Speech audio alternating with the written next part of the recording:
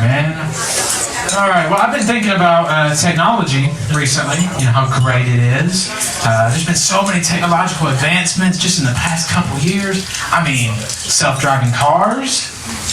They even figured out how to put a touchscreen computer inside of a refrigerator. That's pretty amazing, yeah. But you know what they haven't figured out yet? How to make medicine taste good. I swear the taste of medicine is the only time where suffering is more preferable. Like, what in the world is this stuff made out of? I mean, I'm convinced that some scientist is just sitting up there just, I'm take a little bit of this and a little bit of this and what's that over there?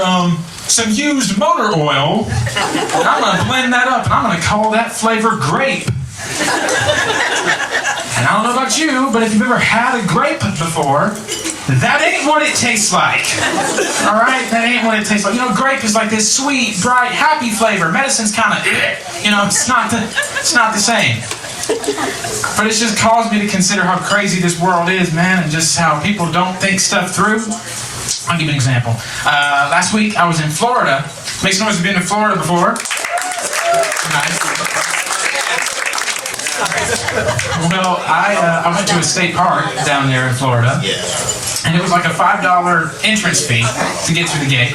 And so I'm going through the gate, pay the attendant or the ranger or whatever, my little $5. And I was like, hey, by the way, do you have like a map of the park or something? You know, I've never been here, so I want to know where stuff's at. Her response, no, sir. You're gonna have to view that online because all the Florida state parks have gone paperless. We're trying to help the environment. Anyway, here's your paper receipt. It seems like the little train in your head that goes from neuron to neuron might just kind of, you know, derail a little bit. I'll give you another example. I went antique shopping a couple days ago. And inside this antique store was a shelf and it had a bunch of dinnerware and silverware and stuff on it. And on the shelf it had a sign. The sign says, uranium plates. You know what? I'm good. I'm good. Yeah, I'm good. No, it's just that I prefer to eat my food casually without the looming threat of radiation poisoning. What is that even like? You're just casually eating dinner one night and you just, man, it was pretty good. Whoa. Dude, my mashed potatoes taste like the color purple. Whoa. Speaking of antiques, though, my grandmother's here tonight. Awesome, man. Awesome. I love her. You know, it's always kids say the darndest things, right? Kids say the darndest things. No.